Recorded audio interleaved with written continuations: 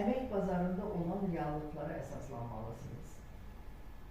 Yalnız dəbdə olan ixtisası, mən bu ixtisası seçirəm, çünki bu ixtisas dəbdədir.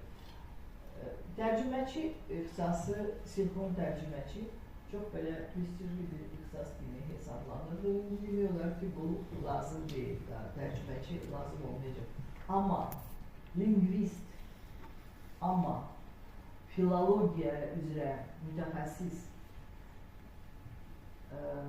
çox lazım olacaqdır. Çünki müəyyən, hətta siyasi məsələləri həll etmək üçün hansısa bir xalqı diplomat olmaq üçün, yaxşı diplomat olmaq üçün o xalqın demək, təkcə dilini yox, o xalqın ədəbiyyatını da sən o dildə oxuyub bilməlisən ki, hansı arxetiplərlə, hansı insanlarla sən rastlaşacaqsan.